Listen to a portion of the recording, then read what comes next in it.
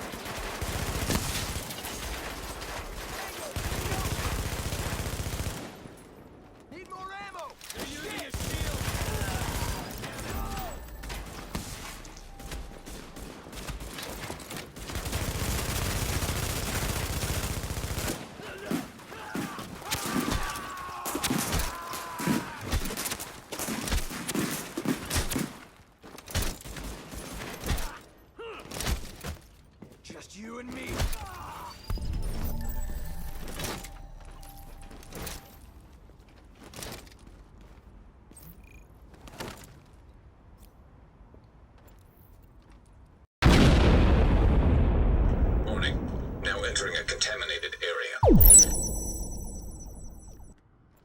Hey, what is up, everyone?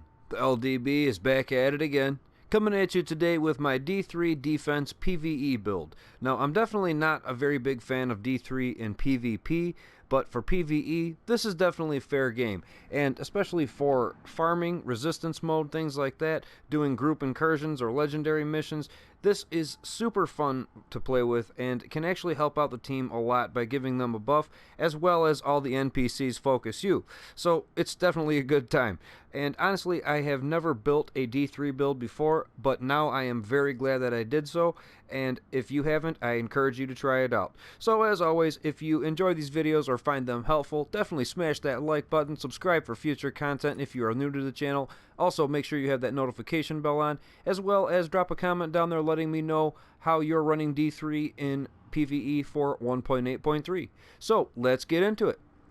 Okay, so let's talk about these skills and talents really quick. Nothing too crazy going on here. Obviously, we have to have a ballistic shield equipped, but take note, it does not matter which ballistic shield you have equipped. With this gear set, you will only get the base ballistic shield. At least that's how it shows up during gameplay.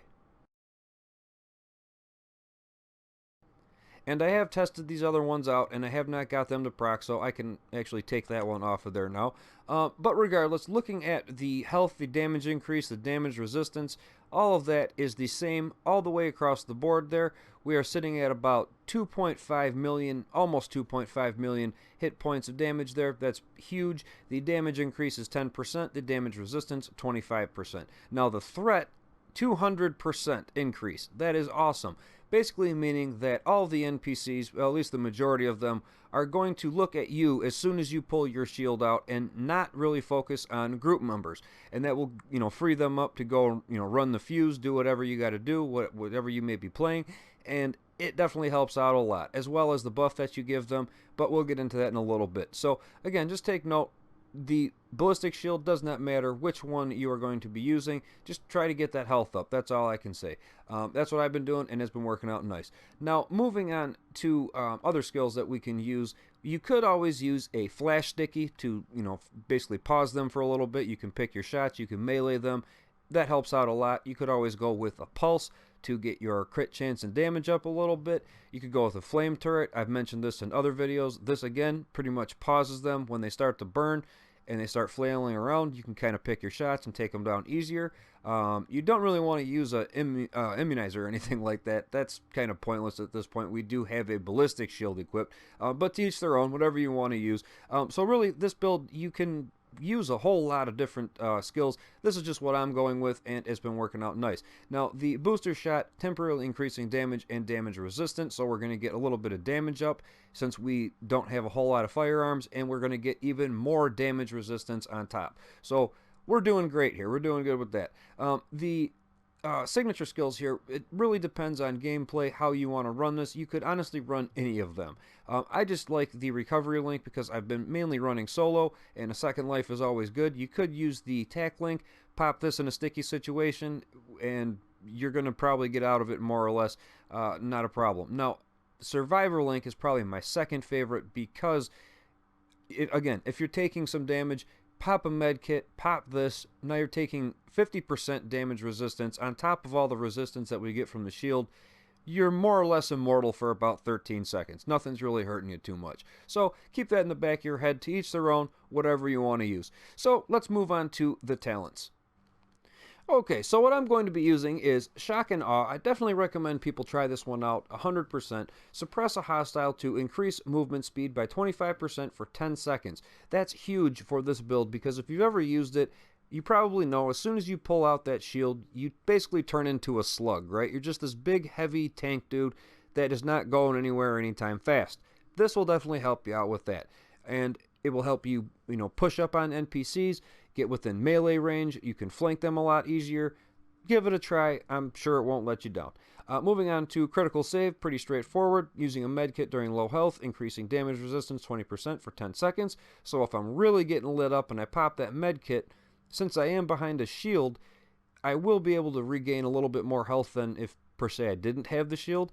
And also, it just gives you that damage resistance on top of everything that you already have. So Just stack it as much as you can. Even though you have a shield, keep stacking that resistance. Now, precision, pretty straightforward. This is not a crit build, but it is kind of a crit build since we're using SMGs. But precision, headshot a hostile to pulse them for 10 seconds, getting your crit chance and damage up. Pretty straightforward. So, on the move is basically icing on the cake. It's what it should be for me. I love this one. I don't leave home without it. It's awesome. Kill a hostile while moving to reduce incoming damage by 15% for 10 seconds. This is basically always procced, always going off. So you basically always have that 15% damage reduction on a shield build. Just, again, exploit it. Find the strength of the build, push it as far as you can, and that's going to help you out a lot, I promise. Now, a couple others you might want to give a try. Battle Buddy, revive a downed agent to reduce incoming damage by 30% for 10 seconds for both players. That's a great thing. So if you're on some legendary mission and you revive somebody, now your damage reduction is up 30%. That's huge. That's huge right there. Moving on to Stopping Power. This is also a great one. Suppress a hostile to increase headshot damage by 25% for 10 seconds. So that's great for those face tanking situations. Definitely try that one out. It kind of goes along with the Shock and Awe, suppressing a hostile to increase movement speed. I go with the movement speed over the headshot damage, but again, to each their own. Now, I do not recommend using tech support. Kill a hostile while any skill is deployed to extend any active skill's duration by 10%. When you have your shield out, that does not count as having a skill deployed for some reason. I don't know why. It just does not. It does not proc for me. It has not helped out. I don't know what's going on with that, but just don't use it. I'm just saying, fair warning. Now, if you're with a group, you could always go with Combat Medic, obviously, as well as Strike Back. These are both great here. Again, with this build, you have a lot of wiggle room. With skills, with talents, everything. You can really tweak it to your own liking. So, let's go on to one more thing before the build. Alright, so go ahead and go down to your settings, go to your controls, then go down to your sensitivity and crank it up. I have mine at 80 and 80, and it's been working out pretty good for me. I know some people running 90, even 100%, and I see why, because since, again, like I said, this build, you're such a slug, you move so slow, this will definitely help you out, at least with your aim. So crank that up, and it will definitely help you a lot.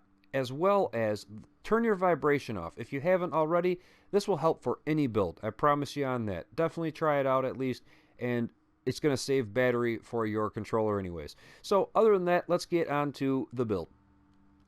And here it is. So, as you can see, we got that stamina over 9,000. We got the toughness just under 600,000. I was really hoping to break the 600,000 mark, but maybe when I optimize this build completely, it will get there. So take note of that as well. This is nowhere near being fully optimized, and it is still extremely strong. So do not be afraid to just put this build together and give it a try. So let's take a look at the weapons I'm going to be using. My primary is a house. I have Deadly, Hurried, and obviously Card Counter. I am loving this Deadly Hurried. Absolutely love it for this build specifically. I don't even realize that I'm reloaded half the time, honestly. I'm just focused on who's in front of me, and click clack, he reloaded it, and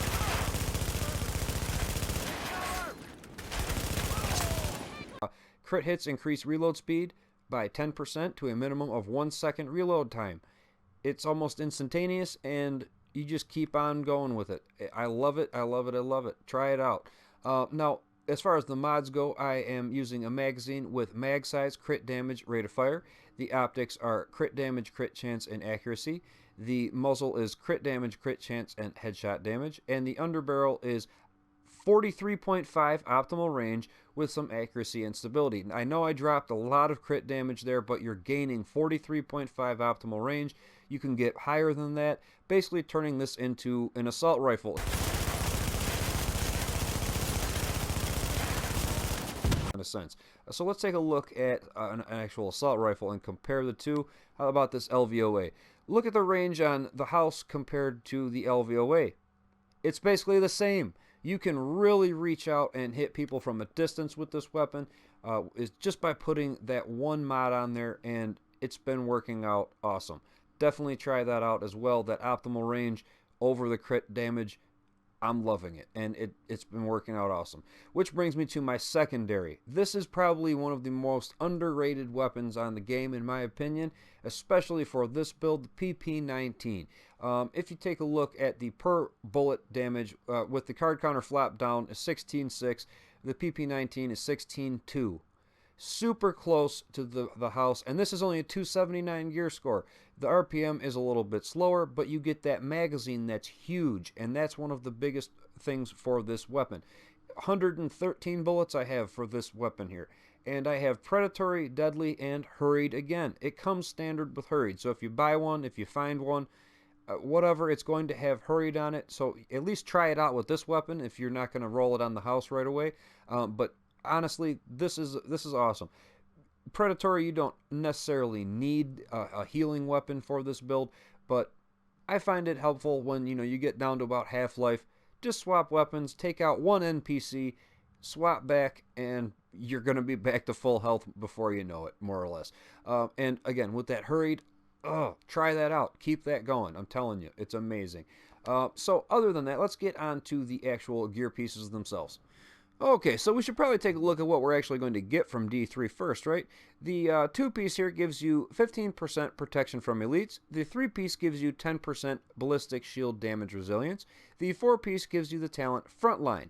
Allows using an SMG if one is equipped when the ballistic shield is deployed. Only master rank shield mod is active. Ballistic shield health is increased by 57% for every 3,000 stamina. So we're going by 3,000 stamina increments. That's why we hit that 9,000 mark. I just don't understand the 57%, because 57% times 3 is 171%. 171. I don't understand that. Either way, moving on, the 5-piece gives you another 15% protection from elites and another 5% ballistic shield damage resilience. Now, the 6-piece here, let me take a breath. When ballistic shield is deployed, melee damage is increased by 2,000%, and all overhealing the player receives is applied to the ballistic shield as healing. After reaching a damage threshold from receiving physical or exotic damage, the ballistic shield grants a buff to the player and all group members within 15 meters for 6 seconds. The duration of the buff is increased by 2 seconds for every 3,000 stamina the player has. So again, every 3,000 stamina, you get an extra 2 seconds. The base is 6 seconds, and then at 9,000, we're getting another 6 seconds, so a total of 12 seconds. Now, the physical damage, armor is increased by 30%. Exotic damage, weapon damage is increased by 30%. When at 9,000 stamina, we're almost there, ballistic shield health is increased by 200%. So again, this is an extremely strong build. Don't be afraid to try it out, even if it's not optimized or anything like that. Just give it a shot, and I'm telling you, you will probably like it. Now, let's take a look at what we actually have on these gear pieces. The chest piece here is rolled for stamina with skill haste, health, and ammo capacity, and it has 2 firearms with damage to elite mods on there.